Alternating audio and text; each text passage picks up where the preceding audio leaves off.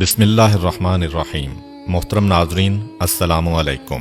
آج کی ویڈیو میں ہم پیغمبر اسلام صلی اللہ علیہ وآلہ وسلم کی زندگی کے پہلے 2 سال کے واقعات بیان کریں گے، جس میں آپ کا عقیقہ اور اس کے بعد جناب حلیمہ سعدیہ کے سپرد کیے جانے کا واقعہ بھی شامل ہے۔ ایک یہودی عالم جو مکے میں آیا ہوا تھا، جب اسے پتہ چلا کہ حضرت عبد المطلب کے ہاں پوتے کی پیدائش ہوئی ہے تو وہ حضرت عبد المطلب کے پاس آیا اور بے چین ہو کر ان سے کہا کہ ایک مرتبہ میں اس بچے کی زیارت کرنا چاہتا ہوں۔ جناب عبد المطلب اس عالم کی بے چینی کو دیکھتے ہوئے پیغمبر اسلام کو ایک گہوارے میں لے کے آتے ہیں۔ یہودی عالم کی نگاہ اس بچے پر پڑی اور بے اختیار چیخ ماری کہ یہی وہ بچہ ہے جو اللہ کا آخری رسول ہے اور اس کی وجہ سے بنی اسرائیل سے نبوت ختم ہو گئی۔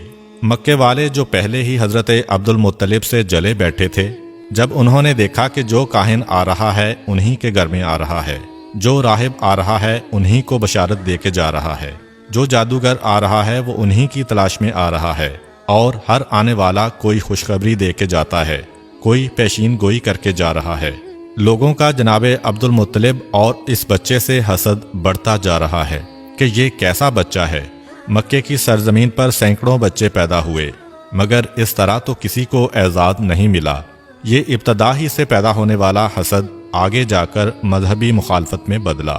یہودی عالم بے اختیار پکار اٹھا کہ میں نے اس بچے کو پہچان لیا ہے، میں اسی کی تلاش میں مکے آیا تھا۔ جناب عبد المطلب جو دین ابراہیمی پر ہیں اور سارے رازوں سے واقف ہیں، انہوں نے جب یہ جملہ سنا تو فوراً پیغمبر اسلام کو واپس گھر میں لے گئے اور انہیں پوشیدہ کر دیا۔ 4 دن تک پیغمبر اسلام کو پوشیدہ رکھا گیا۔ البتہ چوتھا دن جب گزرا تو عرب کا ایک انتہائی پڑھا لکھا اور مشہور شخص جس کا نام سواد ابن قارب تھا، حضرت عبد المطلب کی خدمت میں حاضر ہوتا ہے اور کہتا ہے کہ مجھے پتا چلا ہے کہ آپ کے خاندان میں ایک بچہ پیدا ہوا ہے، میں ایک دفعہ اس کی زیارت کرنا چاہتا ہوں۔ جناب عبد المطلب دیکھ چکے تھے کہ یہودی عالم کی خواہش پوری کرنے کی وجہ سے پورا مکہ یا کم از کم خاندان بنو ہاشم کے مخالفین اس خبر کو سن کر حسد کر رہے تھے۔ یہ سواد ابن قارب تو مکے میں زیادہ احترام کا مقام رکھتے ہیں، اگر انہوں نے بچے کے بارے میں کوئی بات کر دی یا پیشین گوئی کر دی تو اہل مکہ کا حسد اور بڑھ جائے گا۔ اس لیے جناب عبد المطلب نے انکار کر دیا کہ میں اپنے پوتے کو اس وقت مجمع عام میں نہیں لا سکتا۔ سواد ابن قارب بے چین ہو گئے اور کہا کہ پھر ایسا کریں کہ مجھے اس بچے تک پہنچا دیں۔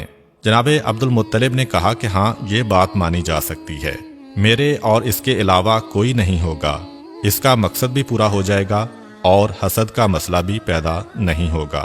چنانچہ اسے ساتھ لے کے جناب آمنہ کے مکان میں داخل ہوئے۔ جیسے ہی گہوارے کے قریب پہنچے اور بچے پر سے کپڑے کو ہٹایا تو ایک عجیب قسم کا نور سارے کمرے میں پھیل گیا۔ سواد ابن قارب پڑھے لکھے شخص ہیں، انہیں پتا ہے کہ آخری زمانے میں کیا ہونے والا ہے۔ بے اختیار جھکتے ہیں اور اس بچے کے قدموں کو بوسہ دیتے ہیں۔ جناب عبد المطلب کو کہتے ہیں کہ آپ گواہ رہیے گا، میں اس بچے پر ابھی سے ایمان لے آیا ہوں۔ مجھے پتا ہے کہ میں اس وقت تک زندہ نہیں رہوں گا جب یہ بچہ اعلان رسالت کرے گا، مگر آپ گواہ رہیے کہ میں ابھی اس بچے پر ایمان لا رہا ہوں، کیونکہ مجھے پتا ہے کہ یہی اللہ کا آخری رسول ہے۔ چنانچہ بنو ہاشم کے علاوہ پیغمبر اسلام کی پیدائش کے بعد سب سے پہلے ایمان لانے والی شخصیت سواد ابن قارب کی ہے۔ یہ واقعہ حضور اکرم صلی اللہ علیہ وآلہ وسلم کی ولادت کے چوتھے دن کا ہے۔ 7ویں دن حضرت عبد المطلب اپنے پوتے کا عقیقہ کرتے ہیں اور سارے مکے والوں کو دعوت عقیقہ میں بلاتے ہیں۔ اس وقت کسی نے حضرت عبد المطلب سے سوال کیا کہ بچے کا نام کیا رکھا ہے۔ حضرت عبد المطلب اور حضرت آمنہ کو پہلے ہی پیغمبر خدا کے نام کی بشارت ہو چکی تھی، چنانچہ انہوں نے فرمایا کہ میں نے اس کا نام محمد رکھا ہے۔ عرب کی سرزمین پر یہ نام نیا تھا، آج تک کسی نے یہ نام نہیں رکھا تھا۔ اس کے لفظی معنی ہے وہ شخص جس کی تعریف کی جائے۔ مکہ والے حضرت عبد المطلب سے کہتے ہیں کہ یہ آپ نے کیسا نام رکھا ہے جو تاریخ میں پہلے کسی نے نہیں رکھا۔ حضرت عبد المطلب کہتے ہیں کہ میری تمنا یہی ہے کہ ساری دنیا اس بچے کی تعریف کرے، اس لیے میں نے اس کا یہ نام رکھا ہے۔ یہودی، کاہن، جادوگر اور شیطانی نمائندے حضور اکرم کی پیدائش کی رات پیش آنے والے واقعات دیکھ چکے تھے۔ اس لیے وہ اس پیدا ہونے والے بچے کے دشمن ہو گئے تھے اور سوچ رہے تھے کہ اگر یہ بچہ بڑا ہو گیا اور اس نے اعلان نبوت کر دیا تو ہمارے لیے تباہی ہی تباہی ہے۔ ان حالات کے پیش نظر رب کریم کی مصلحت یہ تھی کہ پیغمبر اسلام کچھ عرصہ کے لیے مکہ کی سرزمین سے غیبت میں چلے جائیں تاکہ ان کے دشمن ان کی تلاش میں یہاں تک آئیں تو یہاں سے ناکام ہو کر واپس چلے جائیں۔ پیغمبر اسلام بڑی تیزی سے نشو و نما پا رہے ہیں۔ روایت یہ ہے کہ پیغمبر اسلام 2 مہینے میں بیٹھنے لگے تھے، 9 مہینے میں آپ دوڑنے لگے تھے، 15 ماہ کی عمر میں آپ تیر اندازی کرنے لگے تھے اور 30 ماہ یعنی 2.5 سال کی عمر میں پیغمبر اسلام نوجوانوں سے کشتی لڑتے تھے اور انہیں شکست دیا کرتے تھے۔ اتنی تیزی سے ہونے والی نشو و نما ایک طرف تو اعجاز نبوت تھی اور دوسری طرف یہ مصلحت بھی پوشیدہ تھی کہ آنے والا تو تلاش کرے گا کہ پچھلے سال 12 ربیع الاول کو پیدا ہونے والا بچہ کہاں ہے۔ اس کے ذہن میں یہی ہوگا کہ 1 سال کا بچہ ہے، ابھی چلنے کے قابل ہوا ہوگا۔ چنانچہ اگر پیغمبر اسلام پر اس کی نگاہ پڑے تو شاید وہ نظر انداز کر جائے۔ اس کے ساتھ ساتھ ایسے واقعات بھی پیش آ رہے ہیں کہ نہ جناب آمنہ کو کوئی کام کرنا پڑتا ہے، نہ جناب حلیمہ کو کوئی کام کرنا پڑتا ہے اور نہ دادا حضرت عبد المطلب کو کوئی کام کرنا پڑ رہا ہے۔ جب جناب آمنہ کی نگرانی میں رسول رہے تو وہ حیران ہیں اور جب بی بی حلیمہ کی نگرانی میں رہے تو وہ حیران ہیں کہ جب کبھی ہمارا دل چاہتا کہ ہم ان کو نہلائیں اور ان کے سر میں تیل ڈالیں تو ہم دیکھتے کہ کوئی ہم سے پہلے نہلا کر اور کنگھی کر کے گیا ہے۔ عام بچے سو کے اٹھتے ہیں تو ان کی آنکھوں میں میل وغیرہ ہوتا ہے اور جب یہ سو کر اٹھتے ہیں تو چہرہ بالکل تر و تازہ اور حشاش بشاش ہوتا ہے۔ جب کبھی ہم نے چاہا کہ ان کا لباس بدلیں، پتہ چلا کہ پہلے ہی ان کو کوئی نیا لباس پہنا کے چلا گیا ہے۔ حتیٰ کہ کھانے وغیرہ کے سلسلے میں بھی جس گھر میں گئے وہاں پر پیغمبر اسلام کی وجہ سے رزق پہنچا۔ گھر والوں کے کھانے سے پیغمبر اسلام نے کبھی حصہ نہیں لیا۔ تو اب جو بھی پرورش کرنے والے ہیں وہ حیران ہیں کہ ہمیں کوئی کام کرنا ہی نہیں پڑ رہا ہے۔ حتیٰ کہ جب بچپنے کی وہ عمر تھی کہ جب عام طور پر قدرتی ضروریات کی وجہ سے بچے کا لباس خراب ہو جاتا ہے، جناب آمنہ اور جناب حلیمہ کہتی ہیں وہ جو ضروری حاجتیں ہیں ان کے نشان بھی ہم نے کبھی رسول اسلام کے لباس پر نہیں دیکھے۔ غرض یہ کہ سارے کام پروردگار عالم کی مصلحت سے طے پا رہے ہیں، مگر دشمنوں کا گروہ مسلسل حضور اکرم کی تلاش میں ہے۔ حضرت عبد المطلب جو دین ابراہیمی پر ہیں اور اپنے والد جناب ہاشم سے ان کو کچھ راز نبوت بھی ملے ہیں، ان میں یہ بھی تھا کہ اس بچے کے دشمن بہت زیادہ ہوں گے، تمہیں پوری کوشش کرنا ہے اس بچے کو بچانے کے سلسلے میں۔ اس مسئلے کی وجہ سے حضرت عبد المطلب پیغمبر اسلام کو مکے سے کسی اور جگہ منتقل کرنا چاہتے ہیں، خاص طور پر جب ان کو پتہ چلا کہ اکثر یہودیوں کے گروہ آتے ہیں اور مکے کے حالات کا جائزہ لے کر چلے جاتے ہیں۔ یہودی بار بار کیوں آ رہے تھے اس کے بارے میں آپ کو بتاتا چلوں۔ دراصل یہودی بہت عرصہ پہلے سے ہی پیغمبر اسلام کی ولادت کو روکنے کی فکر میں تھے۔ عبد مناف پہ حملہ ہوا، جناب ہاشم پہ حملہ ہوا، جناب عبد المطلب پہ حملہ ہوا، جناب عبداللہ پہ حملہ ہوا، مسلسل یہ حملے ہوئے۔ روایت میں ہے کہ جب جناب عبداللہ کی جوانی کا زمانہ آیا تھا تو یہودیوں کی ساری سازشوں کا مرکز یہ تھا کہ کسی طرح انہیں ختم کر دو تو ولادت رسول رک جائے گی۔ یہودی یہ پہچان گئے تھے کہ جناب عبداللہ پیغمبر اسلام کے والد ہیں، اور یہ پہچان حضرت یحییٰ علیہ السلام کے اس کرتے کی وجہ سے ہوئی تھی جو یہودیوں کے پاس تھا، اور جناب عبداللہ کی ولادت کے وقت اس میں سے خون نکلنا شروع ہو گیا تھا۔ انہوں نے سوچا کہ اگر جناب عبداللہ کو شادی سے پہلے قتل کر دیا جائے تو رسول اللہ کی ولادت نہیں ہو سکے گی۔ چنانچہ انہوں نے حملہ کر دیا، مگر وہ حملہ بھی ناکام ہوا اور اسی کے نتیجے میں جناب عبداللہ کی شادی جناب آمنہ سے ہوئی۔ اب جناب آمنہ سے شادی کے بعد یہودی اور پریشان ہو گئے کہ اب کیا کیا جائے، کسی نہ کسی طریقے سے ولادت کے سلسلے کو روکنا ہے، اور اتفاق سے انہیں ایک موقع مل گیا۔ جناب عبداللہ کسی کام کے سلسلے میں مدینے جاتے ہیں، اور مدینہ یہودیوں کا گڑھ ہے۔ چنانچہ روایات سے پتہ چلتا ہے کہ مدینہ میں جناب عبداللہ پہ حملہ ہوا اور زہر کے ذریعے جناب عبداللہ کو شہید کیا گیا۔ اب یہودیوں کو ایک اطمینان تو ہو گیا کہ پیغمبر اسلام کے والد تو شہید ہو گئے، صرف ایک بات کا پتہ کرنا ہے کہ ان کے ہاں کوئی اولاد ہے یا نہیں۔ اگر یہ پتہ چل جائے کہ یہ بے اولاد تھے تو گھر میں جا کر اطمینان سے سونا، اور اگر یہ پتہ چلے کہ ان کے ہاں کوئی اولاد ہے تو پھر اس کے قتل کا انتظام کرنا ہوگا۔ یہودیوں کا ایک گروہ بنا۔ یہ لوگ خاص اس کام کے لیے مدینہ سے مکہ آئے۔ وہاں آ کر تحقیق کی تو اطمینان کا سانس لیا جب پتہ چلا کہ وہ لاولد تھے، ان کے ہاں کوئی اولاد نہیں تھی۔ چنانچہ بڑے اطمینان سے واپس مدینے گئے۔ مدینے پہنچ کر مدینہ سے لے کر شام تک جہاں جہاں یہودی پھیلے ہوئے تھے سب کو یہ خوشخبری پہنچا دی گئی کہ مبارک ہو، ہمارے لیے جو خطرہ تھا وہ خطرہ ٹل گیا ہے۔ حضرت یحییٰ علیہ السلام کے کرتے سے جو خون نکل رہا تھا اب وہ خون سوکھ گیا ہے، جس سے یہ یقین ہو گیا کہ پیغمبر کے والد کا انتقال ہو گیا ہے اور ان کے ہاں کوئی اولاد بھی نہیں ہے، جس کا مطلب یہ ہے کہ اب آخری رسول پیدا نہیں ہوں گے۔ یہ خوشخبری ساری دنیا یہود میں پھیلا دی گئی۔ مدینہ سے لے کر شام تک جشن منایا گیا اور یہودی بڑے مطمئن تھے، مگر ان سے ایک بنیادی غلطی یہ ہوئی کہ یہ تو معلوم کر لیا کہ پیغمبر اسلام اس دنیا میں نہیں آئے، یہ تو پتہ چلا لیا کہ عبداللہ کے ہاں کوئی اولاد نہیں تھی، مگر یہ معلوم کرنا بھول گئے کہ کیا ایسا تو نہیں ہے کہ جناب عبداللہ کی بیوی حضرت آمنہ حاملہ ہوں اور کچھ مہینے کے بعد بچہ پیدا ہو جائے۔ اس طرف ان کا خیال گیا ہی نہیں۔ یہ دیکھ کر مطمئن ہو کر گھر چلے گئے کہ عبداللہ کے ہاں کوئی اولاد نہیں ہے، لیکن جب 12 ربیع الاول کو عجیب و غریب واقعات پیش آئے، عوام کو اتنی معلومات نہیں ہے، لیکن یہودی علماء پریشان ہو کر بیٹھے ہیں کیونکہ انہوں نے اپنی کتابوں میں پڑھا ہوا ہے کہ یہ سارے واقعات اس زمانے کے ہیں جب آخری رسول پیدا ہوگا۔ مگر یہ کیا ہوا؟ آخری رسول کیسے پیدا ہو گیا؟ کیونکہ آخری رسول کے والد کو ہم نے پورے یقین کے ساتھ قتل کیا کہ یہی رسول کے والد ہیں، اور حضرت یحییٰ کے کرتے نے بھی گواہی دی کہ یہی والد ہیں۔ یہ بھی ہم نے پتہ چلا لیا کہ ان کے ہاں کوئی اولاد نہیں ہے، پھر یہ رسول کہاں سے آ گئے؟ اب پریشان ہیں کیونکہ ان کی کتاب میں لکھا ہوا ہے کہ آخری رسول عبداللہ کے ہاں پیدا ہوں گے اور یہ عجیب و غریب واقعات پیش آئیں گے۔ اب حیران ہیں کہ عبداللہ کے ہاں تو رسول پیدا نہیں ہوئے، اور اگر کسی اور کے ہاں پیدا ہوئے ہیں تو یہ ہماری کتاب کے برعکس ہے۔ فوراً ایک گروہ بنایا گیا تاکہ وہ مکہ میں جا کر تحقیق کرے۔ جب یہ لوگ مکہ پہنچے تو اس وقت پیغمبر اسلام کو مکے سے حضرت حلیمہ سعدیہ کے مکان میں منتقل کیا جا چکا تھا، اور پیغمبر اسلام کی پیدائش کو 2 ماہ گزر چکے تھے۔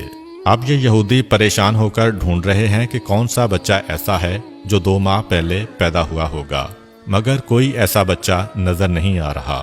کسی سے پوچھ نہیں سکتے کیونکہ مکے میں 2 مرتبہ یہودی سازش کر کے گئے ہیں۔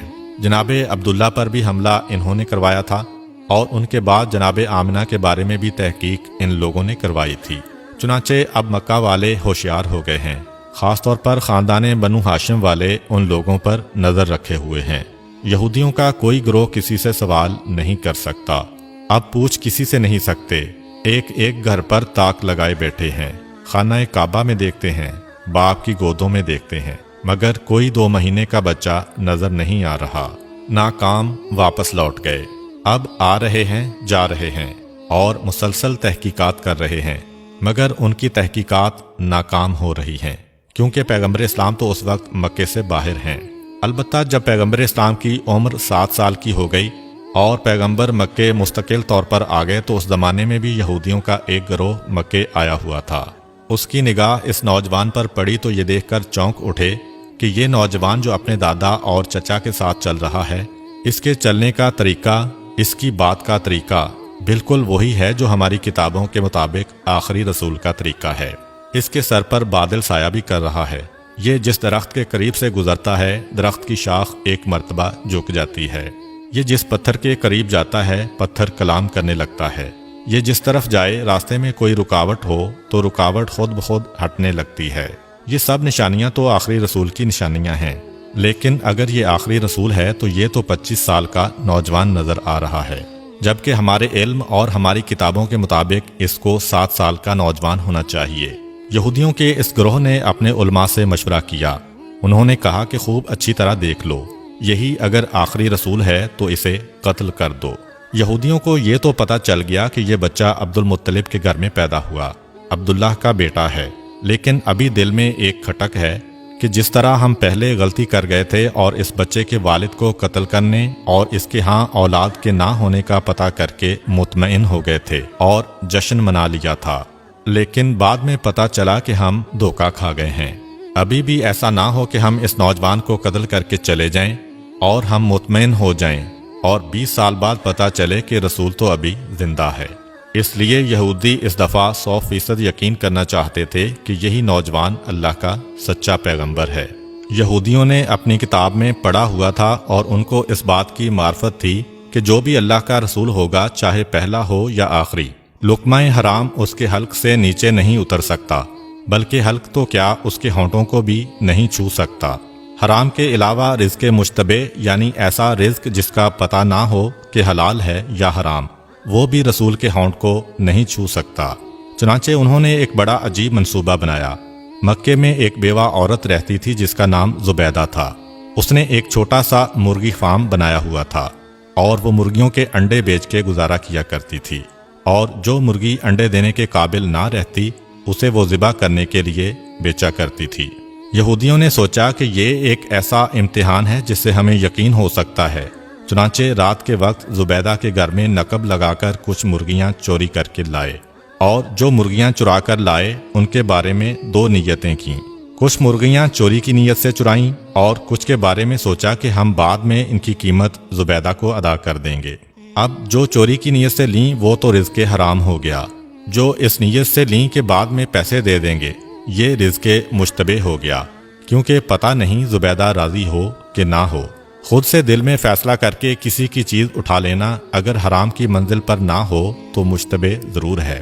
اگلے دن جناب عبد المطلب کو دعوت دی گئی کہ آپ مکہ کے سردار اور خانہ کعبہ کے متولی ہیں، ایک قابل احترام شخصیت ہیں، ہم باہر سے آئے ہوئے مہمان ہیں، ہمارا دل چاہتا ہے کہ آپ ہمارے ساتھ ایک وقت کا کھانا کھائیں۔ اسلام میں کسی کا تحفہ یا دعوت رد کرنے کی سخت ممانعت ہے، چنانچہ حضرت عبد المطلب نے دعوت قبول کر لی۔ یہودیوں کا اصل مقصد تو پیغمبر اسلام کا امتحان لینا تھا، اس لیے حضرت عبد المطلب سے کہنے لگے کہ آپ اکیلے دعوت میں نہیں آئیں گے بلکہ خاندان بنو ہاشم کے سارے مرد آئیں گے، خاص طور پر آپ کے سب بیٹے اور پوتے ضرور آئیں۔ حضرت عبد المطلب نے کہا کہ تم نہ بھی کہتے تو میری شرط یہی ہوتی، کیونکہ میں اپنے پوتے کے بغیر کسی دعوت میں شریک نہیں ہوتا۔ یہودیوں کے تو دل کی ہو گئی، چنانچہ کھانے کا انتظام کیا گیا۔ اب یہودیوں نے یہ ذہن میں رکھا کہ یہ حرام والی مرغی ہے، یہ مشتبہ والی مرغی ہے۔ دسترخوان لگا دیا گیا۔ یہودیوں نے حضرت عبد المطلب سے کہا کہ اے رئیس مکہ، دعوت آپ کے اعزاز میں ہے، کھانے کا آغاز کیجیے۔ کہا کہ نہیں، جب تک میرا پوتا کھانا شروع نہیں کرے گا ہم لوگ کھانا نہیں کھاتے۔ اب یہودیوں کو تو چاہیے ہی یہ تھا، ساری توجہ رسول کی طرف ہو گئی۔ رسول اللہ سے کہتے ہیں کہ آپ بسم اللہ کیجئے۔ رسول خدا جواب دیتے ہیں کہ نہیں، یہ رزق ہمارے لیے نہیں ہے، کھانا تو دور کی بات ہمارے ہونٹوں تک بھی نہیں پہنچ سکتا۔ حیران ہو کر کہا کہ یہ کیسے ممکن ہے؟ آپ نے فرمایا ہاں، یہ کھانا ہمارے لیے نہیں ہے۔ کہنے لگے کہ ہمیں اجازت دیجئے، ہم آپ کو کھانا کھلائیں گے، دیکھتے ہیں کہ یہ کھانا کیسے نہیں پہنچتا۔ پیغمبر مسکرا کر کہتے ہیں کہ ٹھیک ہے، اگر کھلا سکتے ہو تو کھلاؤ۔ اب یہودیوں نے روٹی اور گوشت کے ساتھ نوالا بنا کے پیغمبر اسلام کی جانب بڑھایا، مگر عجیب بات یہ ہے کہ جیسے ہی وہ نوالا حضور کے ہونٹوں کے قریب پہنچا تو ایسا لگا کہ کسی نے زبردستی ہاتھ پکڑ کے کھول دیا ہو اور نوالا دسترخوان پر گر پڑا۔ 1 مرتبہ، 2 مرتبہ، حتیٰ کہ 10 مرتبہ کوشش کی گئی، مگر یہ نوالا پیغمبر کے ہونٹوں سے مس نہ ہو سکا۔ قریب پہنچ جاتا ہے لیکن ہاتھ کھلتا ہے اور نیچے گر جاتا ہے۔ یہودی بظاہر تو پریشان ہیں لیکن دل میں خوش ہیں کہ آدھی علامت تو پوری ہو گئی، یہ حرام والا کھانا تھا۔ اب مشتبہ کھانا لے کے آتے ہیں۔ پھر پیغمبر سے کہا کہ آغاز کیجئے۔ پیغمبر اسی اطمینان سے جواب دیتے ہیں کہ یہ ہمارے لیے نہیں ہے۔ یہودی کہتے ہیں کہ ہم کھلائیں۔ پیغمبر نے کہا چلو ٹھیک ہے، پھر کوشش کر کے دیکھ لو۔ اب جب کوئی نوالا ہاتھ میں لے کر پیغمبر کے ہونٹ کے قریب لے جاتا ہے تو وہ یا دائیں نکل جاتا ہے یا بائیں نکل جاتا ہے، لیکن ہونٹ کے قریب نہیں جاتا۔ یہودی حضرت عبد المطلب سے کہتے ہیں کہ ہم نے تو خلوص سے دعوت دی تھی، لیکن پتہ نہیں یہ کیا ہو رہا ہے، کیا خدائی راز ہے اس میں۔ جناب عبد المطلب اور پیغمبر اسلام سمجھ گئے کہ کیا بات ہے، لیکن کہنے کا موقع نہیں ہے۔ خاندان بنو ہاشم اپنے گھر واپس چلا گیا اور یہودیوں کو یقین کامل ہو گیا کہ یہ رسول برحق ہے۔ چنانچہ اس کے بعد پھر سازشوں کا ایک سلسلہ شروع ہو گیا۔ یہی وجہ ہے کہ اس واقعے کے بعد جناب عبد المطلب پیغمبر اسلام کی اور زیادہ حفاظت کرنے لگے تھے اور اپنے سارے بیٹوں سے کہہ دیا تھا کہ اب یہودیوں کی ساری دشمنی کا نشانہ میرا پوتا ہوگا، تم لوگ گھر کے کسی کام سے اس کو باہر نہ بھیجنا۔ اس سے پہلے حضرت عبد المطلب بھیڑ بکریاں اور اونٹ چرانے کے لیے پیغمبر اسلام کو باہر بھیج دیتے تھے، لیکن آج یہ حکم جاری ہو گیا کہ خبردار، آج کے بعد کوئی میرے پوتے کو گھر سے باہر نہ بھیجے۔ یہی وجہ ہے کہ اس واقعے کے 1 سال بعد جب حضرت عبد المطلب کا آخری وقت قریب آیا تو اپنے سارے بیٹوں کو بلایا اور نصیحت کی کہ میں اس دنیا سے جا رہا ہوں، اپنے بارے میں مجھے کچھ نہیں کہنا ہے، میری ساری نصیحت میرے پوتے کے بارے میں ہے کہ اپنی جانیں دے کر بھی اس کی حفاظت کرنا۔ بہرحال یہودیوں کی تمام سازشوں کے باوجود اس موقع پر بھی اللہ تعالیٰ نے اپنے رسول کو محفوظ رکھا۔ اب واپس آتے ہیں رسول اکرم کی بچپن کی زندگی پر۔ مورخین اسلام میں اس مسئلے میں اختلاف ہے کہ پیغمبر اسلام کی ولادت کے بعد ابتدائی دنوں میں پیغمبر اسلام کو دودھ کس نے پلایا۔ ایک روایت یہ ہے کہ ولادت کے فوراً بعد پہلے 8 دن تک صوبیہ نے پیغمبر اسلام کو دودھ پلایا۔ یہ صوبیہ پیغمبر اسلام کے ایک چچا ابو لہب کی کنیز تھی۔ روایت میں ہے کہ ابو لہب نے فقط اس خوشی میں کہ اس کنیز نے اس کے بھتیجے کو دودھ پلایا تھا آزاد کر دیا تھا۔ جس وقت پیغمبر اسلام کی ولادت ہوئی اس وقت ابو لہب آپ کی مخالفت میں نہیں تھا، کیونکہ اس وقت اس کی شادی نہیں ہوئی تھی۔ بعد میں پیغمبر اسلام کی مخالفت کرنے کا ایک سبب اس کی بیوی بھی تھی۔ خاندان بنو امیہ میں شادی کے بعد ابو لہب اپنے خاندان کو چھوڑ کر اپنے سسرال کے ساتھ مل گیا تھا۔ دوسری روایت کے مطابق پیغمبر اسلام کو حلیمہ سعدیہ کے سپرد کرنے سے پہلے چند دن دودھ حضرت آمنہ نے ہی پلایا تھا۔ اس کے بعد پیغمبر کو بی بی حلیمہ سعدیہ کے سپرد کر دیا گیا، جنہوں نے شرعی حکم کے مطابق 2 سال تک پیغمبر اسلام کو دودھ پلایا۔ روایت میں ہے کہ جس وقت حلیمہ سعدیہ نے پیغمبر اسلام کو دودھ پلایا اس وقت وہ دین ابراہیمی پر تھیں اور اس وقت دین ابراہیمی ہی برحق دین تھا، چنانچہ اس پر ایمان رکھنے والا اللہ کے دین پر عمل کرنے والا مانا جاتا تھا، یعنی کہ کوئی یہ اعتراض نہیں کر سکتا کہ کسی مشرک یا کافر نے پیغمبر اسلام کو دودھ پلایا تھا۔ پیغمبر اسلام کی ولادت سے پہلے کا 1 سال پورے عرب اور مکہ والوں کے لیے بڑی پریشانی کا سال تھا۔ بارشیں کم ہوئی تھیں جس کی وجہ سے غلہ کم پیدا ہوا تھا۔ مکے والے بھی پریشان تھے، مکے کے باہر والے بھی پریشان تھے، مگر جس سال پیغمبر اسلام کی ولادت ہوئی مکہ انتہائی خوشحال ہو گیا، لیکن مکے کے باہر ابھی تک قحط پڑا ہوا تھا، جس کی وجہ سے آس پاس کے جو قبیلے تھے وہاں سے لوگ روزگار کے لیے مکے آ رہے تھے۔ جہاں ایک طرف مکہ میں قحط نہیں ہے اور غلہ کثرت کے ساتھ ہے، مگر دوسری طرف ایک پریشانی کھڑی ہو گئی کہ اسی زمانے میں مکے میں ایک وبائی بیماری پھیل گئی تھی، خاص طور پر بچے اس کی لپیٹ میں بہت جلدی آ رہے تھے۔ ایک سے دوسرے اور دوسرے سے تیسرے گھر میں یہ بیماری پھیلتی جا رہی تھی، تو یہ 2 سبب پیغمبر اکرم کی ولادت کے فوراً بعد پہلے ہفتے میں پیش آئے۔ پیغمبر اکرم کو پروردگار عالم نے ہر مصیبت و پریشانی سے دور کیا تھا، مگر والدین تو پریشان ہوں گے، اور دوسری بات کہ مکے کے باہر سے جو لوگ روزگار کی تلاش میں آ رہے ہیں ان کی مدد کرنا بھی ضروری ہے، اور تیسری بات جیسا کہ پہلے ذکر ہوا ہے کہ یہودی جاسوس یہ دیکھنے کے لیے کہ آخری رسول پیدا ہوا ہے کہ نہیں مسلسل مکے آ رہے ہیں۔ ان حالات میں اب جتنا جلد پیغمبر اسلام کو مکے سے منتقل کیا جائے اتنا ہی ظاہری اعتبار سے رسول کی حفاظت کے لیے بہتر ہے۔ اگرچہ اللہ تعالیٰ ظاہر رکھ کر بھی پیغمبر کی حفاظت کر سکتا تھا، لیکن غیبت میں لے جانے میں بھی اللہ کی مصلحت ہے۔ 7ویں دن پیغمبر اسلام کا عقیقہ ہوتا ہے۔ عقیقے والے دن صبح کے وقت جناب آمنہ اپنے بستر پر لیٹی ہوتی ہیں کہ یکایک ایک بشارت ہوتی ہے۔ جناب آمنہ جو پیغمبر اسلام کی والدہ ہیں اور دین ابراہیمی پر ہیں، اتنا تو سمجھ سکتی ہیں کہ بشارت کیا ہے، یہ جو آواز آ رہی ہے یہ کہاں سے آ رہی ہے۔ بہرحال انہیں یہ بشارت ہوتی ہے کہ اپنے بچے کو اس عورت کے حوالے کرنا جس کا نام حلیمہ سعدیہ ہے۔ عقیقے کے اگلے دن یعنی ولادت کے 8ویں دن پیغمبر اسلام کو مکے سے منتقل کرنا ہے۔ جیسا کہ پہلے ذکر ہوا کہ مکے سے باہر قحط پڑا ہوا تھا، لیکن قحط نہ بھی پڑتا تب بھی عربوں کا یہ طریقہ تھا کہ سال میں 2 دفعہ موسم بہار میں یعنی سردی کے فوراً بعد اور موسم خزاں میں یعنی گرمی کے فوراً بعد جو آس پاس کے دیہات تھے وہاں کی عورتیں مکے میں آتی تھیں اور ایک ایک شخص کے دروازے پر جاتی تھیں کہ اگر آپ کا کوئی بچہ ہے تو ہمیں دیجئے، ہم اس کی پرورش کریں گی، اسے دودھ پلائیں گی اور جو اجرت طے پائے اس پر بچہ ان کے حوالے کر دیا جاتا۔ تو مسلسل قحط کے زمانے میں تو اور زیادہ عورتیں آ رہی تھیں۔ 8ویں دن جناب عبد المطلب اپنے غلام کو بلا کر کہتے ہیں کہ جا کر مکے کے بازاروں میں، گلیوں میں اور جہاں یہ عورتیں جمع ہوتی ہیں وہاں جا کر معلوم کرو کہ کیا کوئی ایسی عورت ہے جو میرے اس بچے کو لے جانے کے لیے تیار ہو۔ ادھر غلام گیا، ادھر جناب آمنہ کی کنیز آتی ہے اور کہتی ہے کہ ہماری ملکہ آمنہ نے یہ درخواست کی ہے کہ آپ جس کا بھی انتخاب کریں ایک دفعہ اسے میرے پاس ضرور بھیج دیجئے گا۔ مکے سے کچھ فاصلے پر قبیلہ بنی سعد عرب کا ایک بہت بڑا قبیلہ تھا۔ بی بی حلیمہ کا تعلق اسی قبیلے سے تھا، اسی نسبت سے نام ہو گیا حلیمہ سعدیہ۔ جناب حلیمہ سعدیہ کہتی ہیں کہ ہم لوگ اپنے دستور کے مطابق سال میں 2 دفعہ مکے جاتے تھے اور جانے کے بعد وہاں کے صاحبان دولت اور جو سردار ہیں ان کے بچوں کو لے کر آتے تھے۔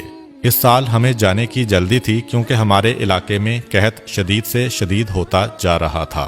جائیں گے تو کسی صاحب دولت کا، کسی سردار کا بیٹا ملے گا تو ہماری پریشانی دور ہو جائے گی۔ چنانچہ ہمارا قافلہ نکلا، سارا قبیلہ ایک ساتھ چل رہا ہے، پورے قبیلے کا ایک ہی پیشہ ہے، مرد اور عورتیں سب ساتھ جا رہے ہیں۔ جناب حلیمہ سعدیہ کہتی ہیں کہ میں اس پورے سفر میں بے حد پریشان رہی، اس لیے کہ میں جس سواری پر سوار تھی وہ ایک گدھی تھی اور بیمار تھی، اس سے چلا نہیں جا رہا تھا، بڑی سست رفتاری سے چل رہی تھی۔ اب میں بھی شرمندہ کہ قبیلے والے میری وجہ سے پریشان ہیں۔ قبیلے والوں کے آپس میں ایسے تعلقات ہیں کہ کسی کو چھوڑ کر قبیلہ آگے بھی نہیں بڑھ سکتا۔ میرے سست جانور کی وجہ سے سارے قبیلے کو آہستہ آہستہ چلنا پڑ رہا ہے۔ اب اگرچہ کوئی زبان سے نہیں کہہ رہا لیکن مجھے معلوم ہے کہ ان سب کو جلدی ہے کہ مکے جائیں اور پیسے لے کر آئیں تاکہ ان کی زندگی میں راحت و آسانی آئے۔ دوسرا میرا مسئلہ یہ تھا کہ قحط کی وجہ سے میرے پاس کھانے کے لیے تو کچھ تھا نہیں، اپنی غذا کے لیے فقط ایک اونٹنی تھی، اس کا دودھ نکال کے ہم لوگ پیا کرتے تھے، مگر آج کے دن اونٹنی بھی بیمار تھی اور اس کے پاس دودھ بھی زیادہ نہیں تھا۔ بہت تھوڑا سا دودھ جو ہم کبھی اس کے تھنوں سے نکالتے تھے وہ ہم سب استعمال کرتے تھے اور سب بھوکے رہ جاتے تھے۔ حالات ایسے ہیں کہ کوئی کسی سے کچھ مانگ بھی نہیں سکتا۔ اور تیسری پریشانی میرے ساتھ یہ ہوئی کہ خود میری گود میں جو بچہ تھا اس کو پلانے کے لیے بھی میرے پاس دودھ نہیں تھا، اس لیے کہ میرے دائیں سینے میں دودھ بالکل خشک ہو چکا تھا، بائیں سینے میں دودھ تھا مگر اتنا کم کہ میرا اپنا بچہ بھوکا رہ جاتا تھا۔ غذا بھی کم مل رہی ہے، ویسے بھی جناب حلیمہ کو اس وقت بیماری ہے۔ اب انتہائی پریشان کہ ہم چل تو رہے ہیں مگر ان ساری مصیبتوں کے ساتھ چل رہے ہیں، نتیجہ کیا ہوگا؟ خیر، آہستہ آہستہ چلتے ہوئے ہم مکہ میں داخل ہو گئے۔ مکے میں داخل ہونے کے بعد مجھے تو اپنی سواری کے جانور اور اپنی اونٹنی کی بھی فکر ہے، اور مجھے خود اپنی بھی فکر ہے کہ اگر میں نے کسی بچے کو گود لے بھی لیا تو لازمی طور پر دینے والا پہلی تحقیق یہی کرے گا کہ اس کے بچے کو پیٹ بھر کر غذا ملے گی یا نہیں۔ اور میری حالت ایسی ہے کہ میں اپنی اولاد کو بھی دودھ نہیں پلا پا رہی ہوں۔ میں انتہائی پریشان تھی، جس کی وجہ سے میں دوسری عورتوں کے ساتھ نہ جا سکی۔ پورا قبیلہ مکے میں ہے اور مجھے اطلاع ملی کہ مکے کے اندر جتنے بھی مالدار آدمی ہیں، جتنے بھی صاحب حیثیت آدمی ہیں، ان سب کے بچے تو دوسری عورتوں نے لے لیے اور مجھے کہیں سے کوئی بچہ نہ مل سکا۔ اب میں انتہائی پریشان کہ کیا کروں۔ یکا یک میرے کان میں کچھ غلاموں کی آواز آئی جو یہ کہتے ہوئے مکے کی گلیوں اور بازاروں میں جا رہے تھے کہ اگر کوئی عورت باقی بچی ہو تو وہ حضرت عبد المطلب کے پاس آئے اور ان کے یتیم پوتے کو اپنی نگرانی میں لے لے۔ جناب حلیمہ سعدیہ کہتی ہیں کہ عبد المطلب کا نام بڑا نام ہے، مکے کے سردار ہیں، سارا عرب ان کو جانتا ہے۔ حیران ہیں کہ پھر ایسی کیا وجہ ہے کہ اس بچے کو کوئی گود میں لینے والا نہیں ہے اور غلاموں کو آواز لگانا پڑ رہی ہے، پھر بھی کوئی تیار نہیں ہو رہا۔ اپنی ساتھیوں سے پوچھا کہ تم عرب کے سارے مالدار گھرانوں کے بچوں کو لے کر آئی ہو لیکن سب سے اہم گھرانے کو چھوڑ دیا، تو انہوں نے جواب دیا کہ بے شک اعلان عبد المطلب کی جانب سے ہو رہا ہے، مگر جس کے لیے اعلان ہو رہا ہے اس کا باپ نہیں ہے، یہ یتیم ہے، اور جب باپ نہیں تو ہمیں یہ توقع نہیں کہ اس بچے کی پرورش سے ہمیں کوئی نفع پہنچے گا، اس لیے کہ جو حق باپ ادا کرتا ہے دادا وہ حق ادا نہیں کر سکتا، اس لیے ہم ڈرتے ہیں کہ عبد المطلب کا نام سن کر ہم اس بچے کو لے تو جائیں گے मगर बाप ना होने की वजह से हमें पूरे पैसे नहीं मिलेंगे। जनाब हलीमा सादिया कहती हैं कि ये बात मेरी समझ में भी आ गई, इसलिए ऐलान सुनने के बावजूद मैं वहाँ पर नहीं गई। मैंने कोशिश की कि अगर हो सके तो किसी और घराने से कोई बच्चा मिल जाए, लेकिन पता चला कि मुझसे देर हो गई और जितने भी मालदार घरों के बच्चे हैं, ना सिर्फ ये कि वो जा चुके हैं, किसी गरीब घर का बच्चा भी अब नहीं मिल रहा है। चुनांचे मैं परेशान होकर हज़रत अब्दुल मुत्तलिब के पास पहुंची कि चलो अगर अपनी ख्वाहिश के मुताबिक ना मिले तो खाली हाथ जाने से तो बेहतर है कि जैसा बच्चा मिले तो उसी को ले जाओ। मैं हज़रत अब्दुल मुत्तलिब के पास पहुंची और सलाम किया। सलाम का जवाब देते हैं और पूछते हैं कि तुम क्यों आई हो। मैंने वजह बताई। कहा कि ये बताओ कि तुम्हारा नाम क्या है। मैंने बताया कि मेरा नाम हलीमा सादिया है। नाम सुनकर हज़रत अब्दुल मुत्तलिब मुस्कुराए और कहा कि नाम तो बहुत अच्छा है, नाम में हिल्म भी है और सआदत भी है। ये दो ऐसी खूबियां हैं कि ये किसी को भी मिल जाएं, वो दुनिया में भी कामयाब हो जाता है और आखिरत में भी कामयाब हो जाता है। क्या मेरे पोते को अपने साथ ले जाओगी? हलीमा सादिया कहती हैं कि मैं आई इसीलिए हूँ। कहा कि नहीं, तुम्हें पहले बहू के पास जाना होगा, आमिना से मुलाकात करो, अगर वो भी राज़ी हो जाएं तो फिर ये मामला तय पाता है। अब कनीज़ के साथ हलीमा सादिया जनाब आमना के पास तशरीफ़ ले जाती हैं। उनके कमरे में जाते ही हैरान हो गईं। जिस वक्त कमरे में दाखिल हुईं दोपहर का वक्त है और अरब का सूरज जहाँ पे बादल नाम को नहीं होता है, हर वक्त रोशनी ही रोशनी। लेकिन कमरे में दाखिल हुईं तो देखा कि सूरज की रोशनी से हट के किसी रोशनी से कमरा मुनव्वर हो रहा है। हैरान होकर सवाल किया कि आप अपने कमरे में दिन के वक्त भी चिराग रोशन करके रखती हैं? जनाब आमिना मुस्कुरा कर कहती हैं कि नहीं, ये चिराग की रोशनी नहीं है, ये मेरे बेटे के चेहरे की रोशनी है। ये जिस वक्त से इस कमरे में आया है, हर वक्त ये कमरा रोशन रहता है। जनाब हलीमा सादिया कहती हैं कि आई तो थी बड़े बुझे दिल के साथ, कोई नहीं मिल रहा इसलिए लेने आई, मगर ये जुमला सुना तो आगे बढ़कर बच्चे पे निगाह पड़ी तो खुद ब खुद एक मोहब्बत दिल में पैदा हुई। जनाब आमिना ने उनसे उनका नाम पूछा तो उन्होंने बताया कि हलीमा सादिया। जनाब आमिना ने कहा कि बेशक मुझे इसी की तलाश थी, अब ये बच्चा तुम्हारे सुपुर्द है, इसकी हिफाजत करना। जनाब हलीमा सादिया पैगम्बर इस्लाम को गोद में लेकर बाहर आईं। फिर उनके दादा हज़रत अब्दुल मुत्तलिब के पास गईं।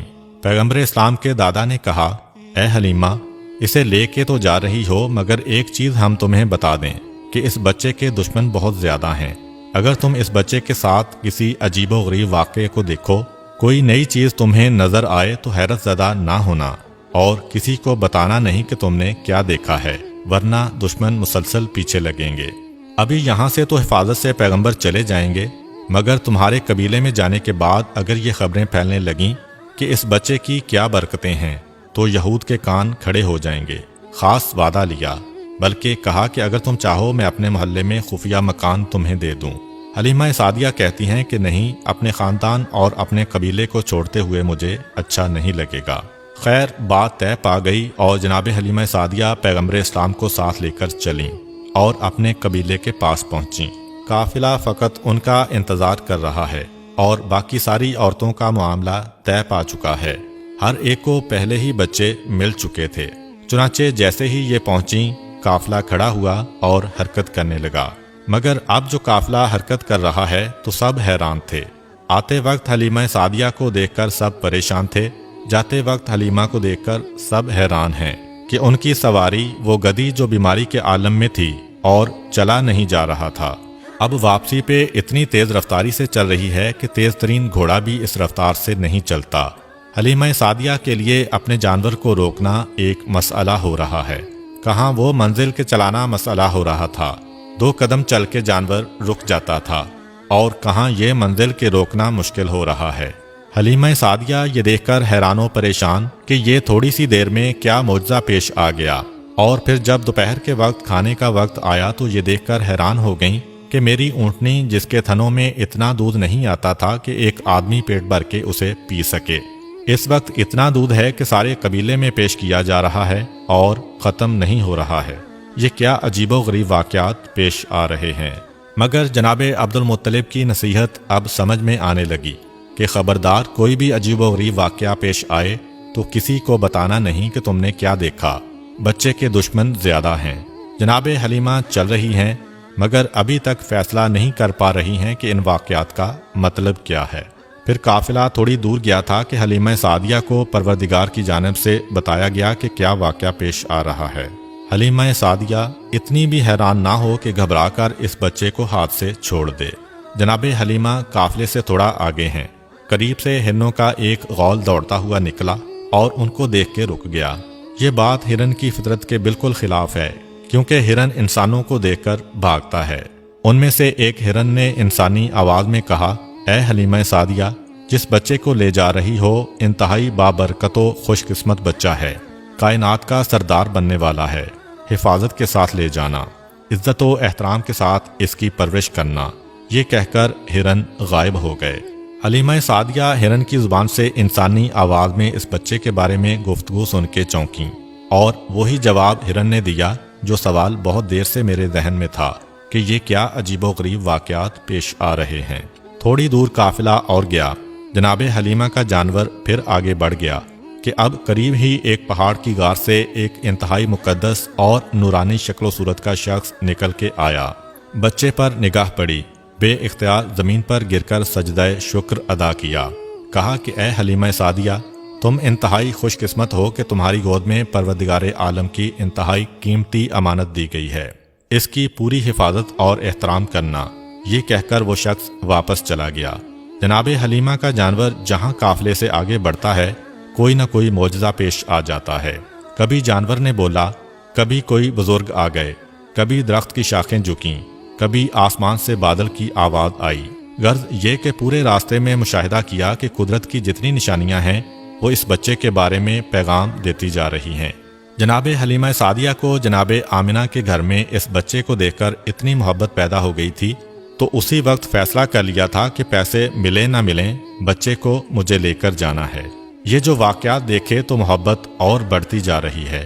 پھر جو واقعہ پیش آیا اس کی وجہ سے جناب حلیمہ سعدیہ اس بچے سے اور زیادہ محبت کر رہی ہیں۔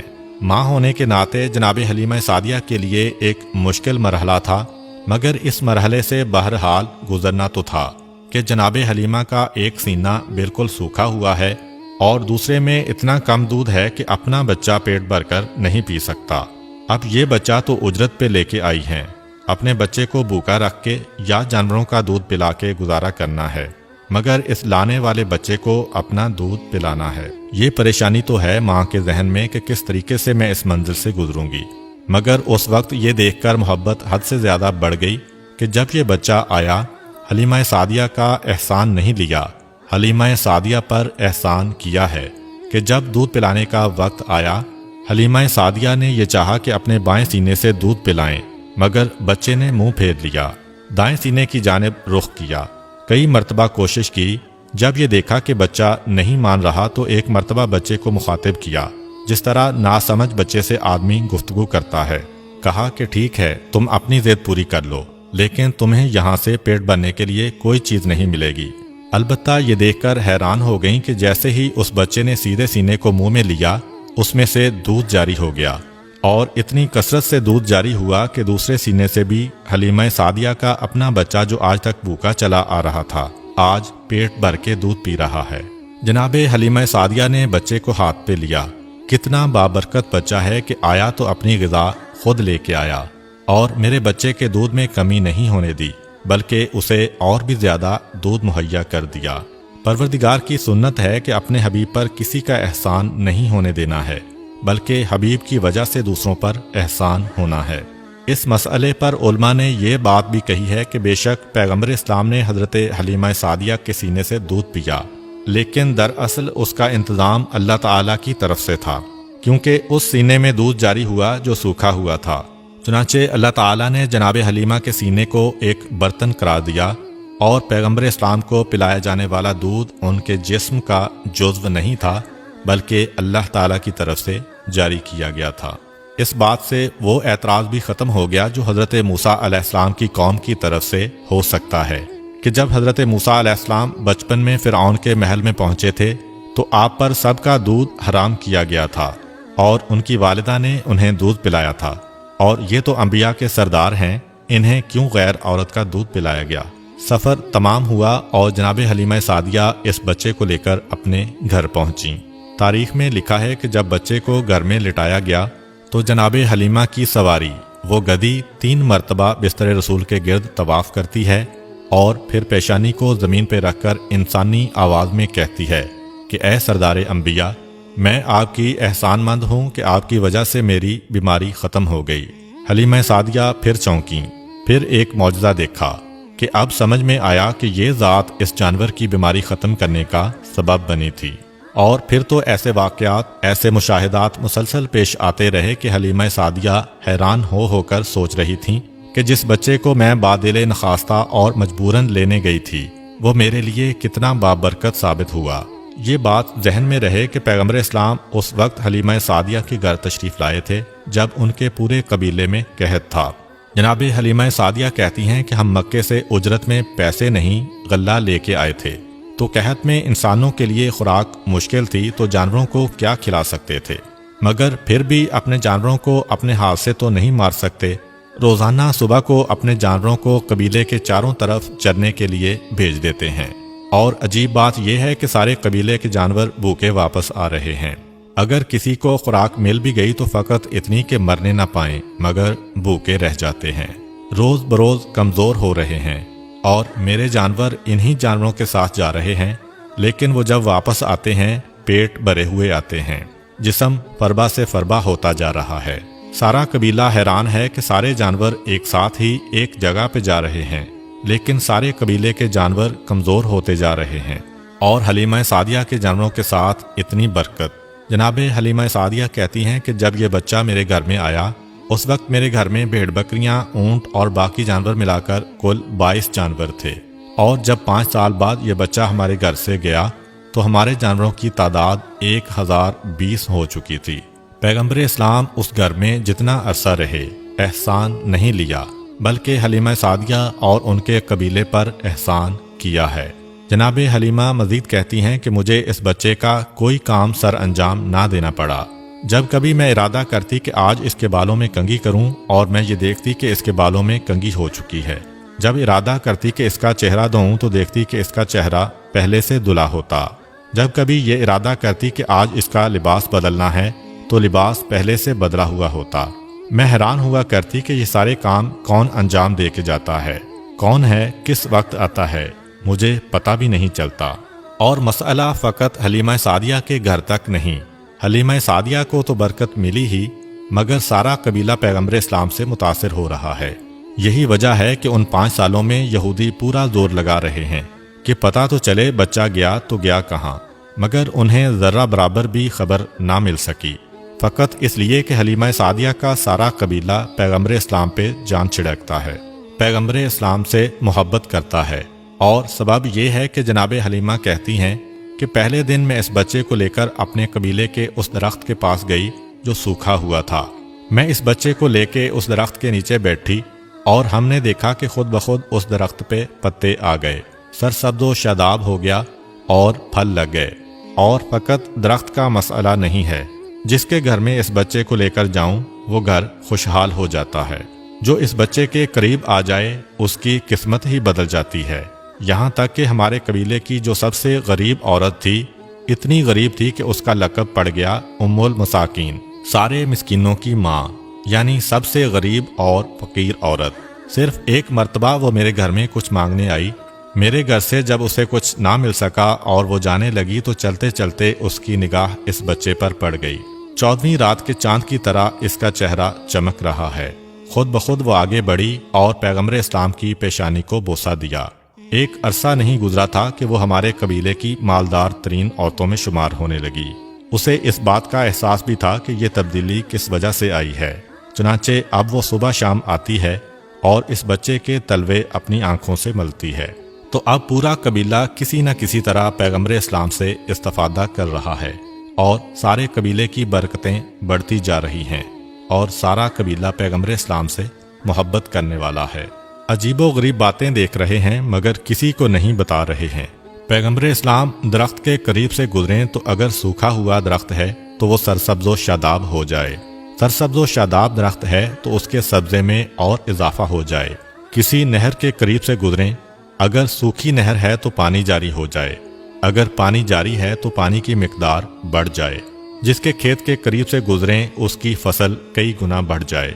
اس کے ساتھ ساتھ ان کے جانوروں کی تعداد بھی بڑھ رہی ہے، اور عرب میں اس وقت جانوروں کو سونے چاندی سے بھی زیادہ قیمتی سمجھا جاتا تھا، مگر جہاں جانوروں کی تعداد زیادہ ہو رہی ہے وہاں پر ان کے دشمن بھی زیادہ ہوتے جا رہے ہیں۔